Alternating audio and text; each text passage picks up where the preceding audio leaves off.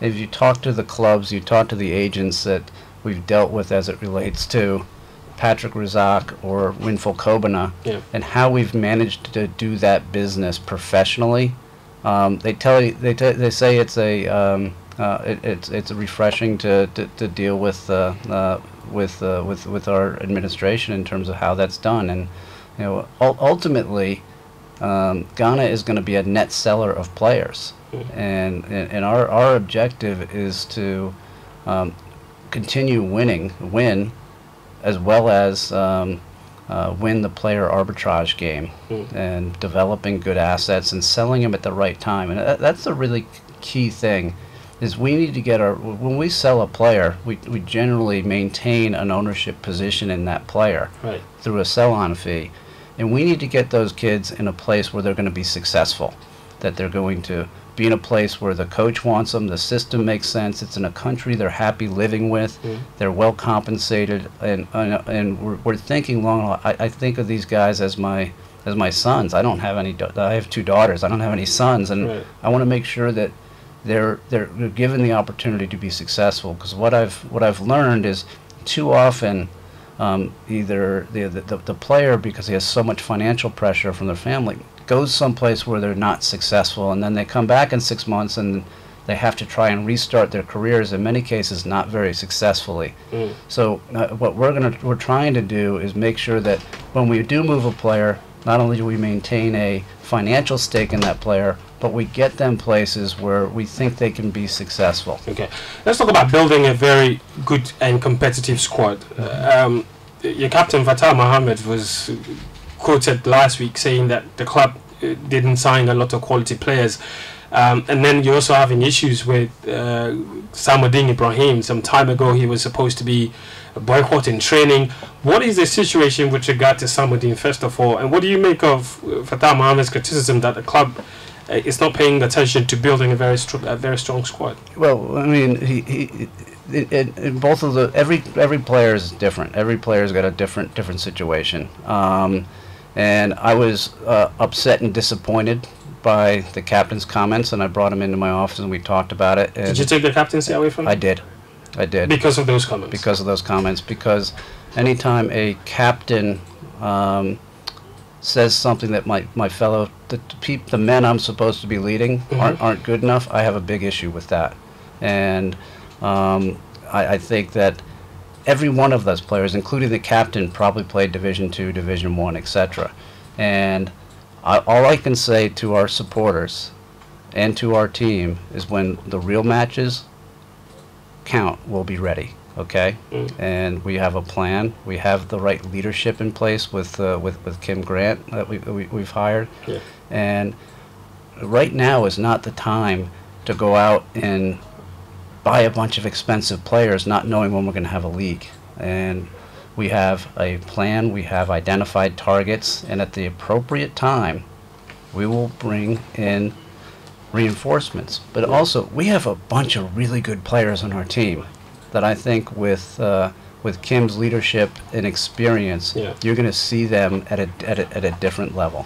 I was going to ask you briefly on the Fatah Mohammed situation. I mean, picking captains and stripping them of the captaincy, isn't that like the job of a technical team? It is, but at that so why point, did you do it? we're transitioning, but the conversation that took place with the team manager and the interim coach. So Sabah Quay was there, Seth Hoffman was there, and the captain was there, and we had a really honest discussion. And let's be clear, I love Fatah. He is one of the does he still have a future at the club? Absolutely. Well, I mean, that's going to be up to the new head coach, but I think he, through this very difficult period, has trained. He's been a great professional, and he made a mistake. But actions have accountability, and this is a club where actions must be held accountable. Do you have a new captain? Not a permanent captain, and as I said to Fatah, this isn't permanent. This is just you right now. Your captaincy is suspended. Go and earn it back. So, what about Samuddin? We again, I love the kid, but if you're not going to be honest with the club, if you're not going to train as expected, there are consequences, and there are repeated offenses, which we documented in writing to the player. And if you're not going to adhere to what the team and what the schedule and what's required as a professional, then you're going to be held accountable. And that's what we did with Samadine. So what is his situation now? Is he still a player of Hearts of Oak? He says his contract is out. What's going to happen with him? He's suspended right now from us, and I don't know. We have a dialogue going on, and that's private. Yeah. But is he not out of contract? No. How much more does he have left on his contract? He has half a season left on his contract. Okay. The half a season that we are talking about was the period the league was truncated. So basically, this season no longer exists. The last season, the half season that's left on his contract, it doesn't exist anymore. We could spend all night talking about that, and neither one of us is going to resolve that. And you know, the season has been truncated, and what does that mean? And it's just, it's a far more, it's a conversation that we shouldn't go into here. Okay, well, I'll leave it at that. I'm sure a lot of people will have other opinions about that. But Mark, let's move the conversation on to two recent events that happened at the club. Yeah. The first one was the redesign of the logo. Mm-hmm. Tell us about the thought that went into that. I mean, personally, I like it. I think it's beautiful. Well, thank you. And Shadow Walleye gave us a shout out too. So yeah, I saw that. You know, your work is pretty good when that happens. But and we thank him for it. But if you look at modern communications, the overwhelming majority of people are getting their information through their smartphones or their mobile devices, and in order to have a mark and a logo that works in that environment, it has to be far more dynamic and updated than what we had, and we hadn't done any brand work for I don't know how long. And if you look at modern football, when it comes to merchandising and things like that, and selling merchandise, you need a mark, you need a system of marks. So we've got phobia word marks, we've got a bunch of different things that go along with this. And you know, I said that probably the biggest example of clubs doing this is Juventus. They took a classic crest and turned it into the JJ, and it's probably the best-selling jersey in the world. And they took a massive risk, and a number of people didn't like the change initially. But you don't hear any of that anymore, and I think you know, just about every major club has gone through this. Okay, I mean, quite a lot of messages are coming in on our WhatsApp number 054 9986996 054 8699 054 9986996 054 9986996. Please ask him when we are getting our own stadium. Yes, I'll ask him about the Poppyman project, which is one of those projects that Mark says is very dear to his heart. Please remember to tell the Hearts of Oak CEO to remove that small television you've been complaining about in their secretariat. You finally come face to face with. I agree. Yeah, I agree. That TV has to go. We talked about it this week, and it should be removed. Yeah, it's gone. It's gone. Yeah, it had to go. Yeah, it's gone. So thank you, Nana. Nana, yeah, go for it. The TV is gone finally. Benjamin Gito will be very happy. I just want to say that I think I like the Accra Hearts of Oak new logo. My only problem is that I don't see the "Never Say Die Until the Bones Are Rotting" written on it. That's Farouk headliner inside Lakes. Yeah, let me address that. "Never Say Die Until the Bones Are Rotten" is not gone anywhere. We love that. We love that. But that's not a logo. That's a tagline. Right. Think about Nike. Their badge is the swoosh, and then "Just Do It" is the logo. So "Never Say Die" is absolutely 100% part of our brand identity. It's just not the logo, and it never has been. It never has been. It's been a tagline. What about, I've seen people on social media say the crest doesn't have anything that indicates that this is a football club. It just has the oak tree, the words Accra Hearts of Oak 1911, and the colors of it.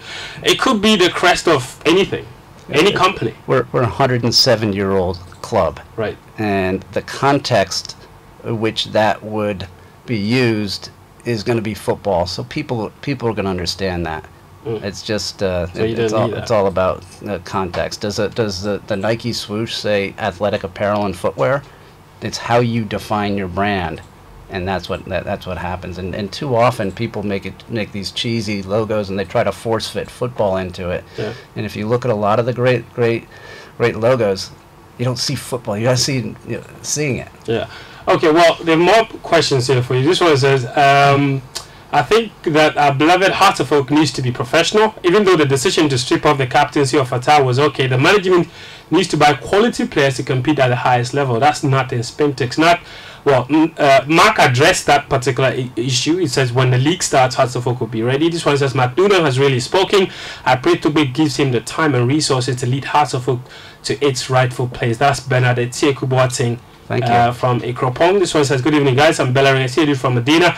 My heart breaks for Danny Welbeck. He's such an unlucky guy when it comes to injuries. Okay, we'll talk about that in a bit. As an Arsenal fan, yeah, me too. Yeah, lots of you're an Arsenal fan too. Oh, I see. This one, Elliot on Twitter says, wow, I'm impressed. 2 days, one. And when you hear Mark speak, you know Heart of Oak and GPL soccer is indeed taking a new turn. Great interview, Fent. This one, Nasir Mohammed from Tumu says, I'll go for... Okay, so you're talking about different debate here. Stephen Kwesi Asen says, kindly ask McNoonan if he has a plan to take Hearts of Oak back to the level of dominating the league and also doing well in Africa. What's that plan like? So there are three things that are important to our supporters. Beating Kotoko, winning laurels, and... Just hold on. When you say beating Kotoko, what is that? What is that? Just beat them in the match or beat them to a trophy? You can beat Kotoko and end up 10th. In the season they finished 12th. Well, that's not impressive. Well, let me finish. Okay. I told you there are three things. Yeah. So it's beating Kotoko and raising trophies. So that's FA Cup and Ghana Premier League, and then getting to Africa and representing the club well. Yeah. And so right now we're stabilizing the club. We brought in the technical leadership. I think when the new league starts, the next new league starts, we're going to be ready to play, and our goal is to compete for those titles, and either through the FA Cup or through the league get to Africa, probably learn what Africa is like, and then years 3, 4, or 5, we're going to be looking to win Africa, and that's the objective. Okay, well, Fafa says, I like the new policies he's putting in place for our team. The players need to be more committed to the cause. I wish him well. Mr. Mokoko on Twitter says, ask McDonough when can Hearts start playing league games at Pobiman. And this is where I'll wrap up with three things. First of all, let me ask you about what the Pobiman project, what the state... I mean, you've moved there now, you train there now, but we've seen sketches of the project. It looks impressive. Right. When can that be realized? Things take longer in Ghana than I'd like them to. We've done a lot of work, everything from cleaning up garbage to doing planning for the second field that we're about to launch, to infrastructure, to lining up financing for the buildings and all those sort of things. We're working with a local municipal chief executive to fix the roads and things of that nature. So my best guess is that you're probably going to start seeing a second field go in January if things go well, and it'll be started in January, and then the buildings in the first quarter of next year. Yeah. So as I said, it's a really important strategic priority for what we're doing, and I'm fully committed to it. If you had to put a number on it, how much longer do you think it will take before Pobiman can become a fully functional club facility of Accra Hearts of Oak? Oh, I would say sometime next year, and then it will continue to build. So this is not like something that you're going to flip a switch. You're going to continue to add to various equipment, various fields. We're going to develop. We have a phase 1 development, which includes 3 full-size fields, 2 mini fields, plus all the buildings, and then we have a huge space that we can continue to move into. At some point, we may want to start a women's program. We may need more fields there. So in the future, we may see Hearts of Oak Phobia women. I'd love it. Love it. How many pitches do you have there now? We have one pitch. Yeah, and we've started the grading for the second pitch. Let's talk about the second thing. I have 2 things. So the first one is going. The second thing is about the new coach that you hired. Already a club legend, Mohamed Polo. I don't know if you heard the comments. He thinks that he was, he's not experienced enough in the local league to have that job.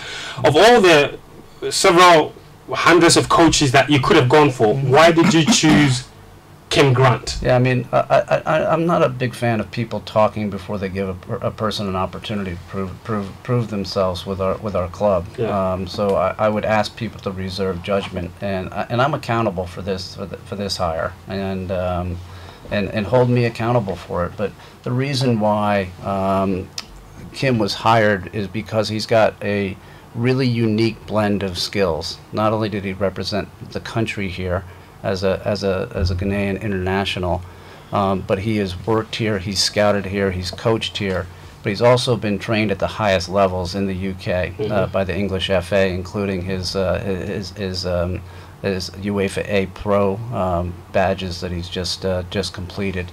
And when you spend 8 years scouting as the lead first team head scout for Europe for an English Premier League club, you bring a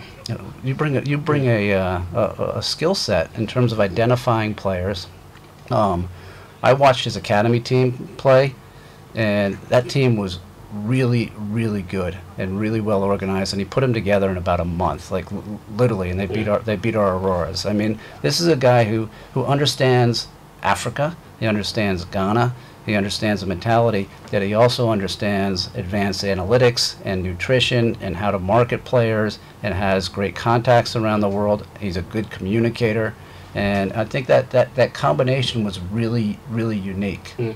What kind of brand of football have you tasked him to bring on board at Hearts of Oak? Winning Football. But we're going to be on the front foot. We are not going to be boring. We are going to press the game and get people back into the stands, and we're going to do that with results, but also with an entertaining brand of football.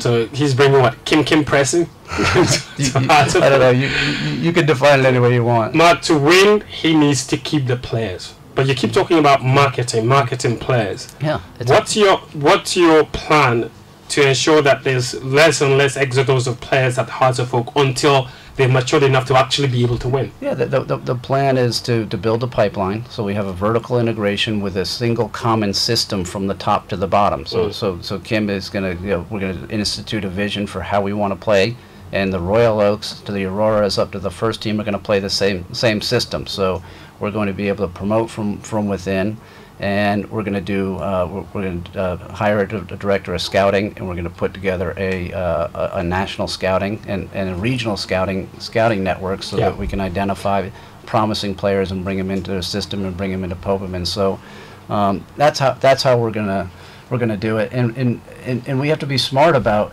when do we sell a player. We're going to sell players, so and it's never going to be easy when you do it, but you have to be prepared to replace the players that you sell, and that's what we're doing. Okay. I mean, you gave him the role of technical director and head coach of the senior team.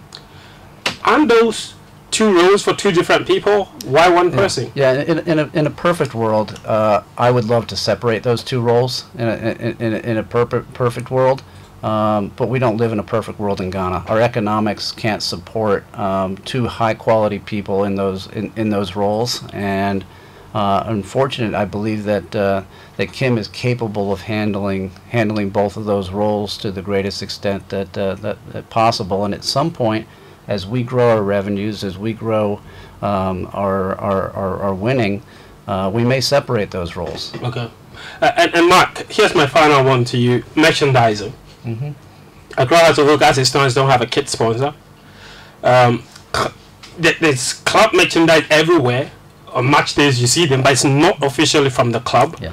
What's your plan to ensure that Hearts of Oak fans can walk into a shop near them, can go into a club store, buy whatever merchandise that they want from an official kit sponsor, and to ensure that all of that money goes back to the club, and all these people bringing all kinds of stuff from China and selling them for cheap, all that money goes to the club? Yeah, I mean, it's an issue. It's a big issue that we've identified. As it relates to a kit supplier, All I can say is happy birthday and stay tuned. Yeah. And big things are coming. Good thing, very good thing. Are you announcing a kit sponsor soon? Stay tuned. Yes. Yes. Yes, you are. I said on an interview a little while back that we're going to have a world-class kit sponsor, and I keep my promises. And so is it Under Armour? I will not. I'm not going to define the brand, but all I can say is that we're going to have a very happy birthday, and stay tuned, and we'll start giving some information shortly. And so the other piece of it is we have to do two things. We haven't shut down those fake vendors right now because we haven't supplied our fans with merchandise, and I don't want to not give them an opportunity to brand themselves. So we have met with a number, in addition to our new kit supplier, we've met with a number of local Ghanaian companies that we are negotiating with to develop a line of merchandise for us. And I believe that by Christmas, in time for Christmas, we'll have at least a very limited version of our own merchandise that we're making and selling and benefiting from. Yeah. We're also about to do a distribution deal with probably the biggest e-commerce retailers in the world when it comes to football for the Ghanaian diaspora out there, so the U.S., U.K., Germany, etc. So you're going to start very shortly seeing merchandise with our brilliant new logo on it. And so you're saying that it's possible in the next few months before Christmas that you can go on Amazon, you can go on Alibaba or wherever buy a Hasselhoff merchandise. Yeah, you're going to be able to buy it. You'll be able to buy a kit globally, a replica on a global basis. You'll be able to buy licensed merchandise on in North America, South America, probably Europe, and certainly in Ghana we're going to have a line. So we're working on it, and I think hopefully by Christmas we'll be able to announce introduce some fun things to the market, and once we get that up and running, then we and all of our supporters need to shut down all those guys that are ripping off the club.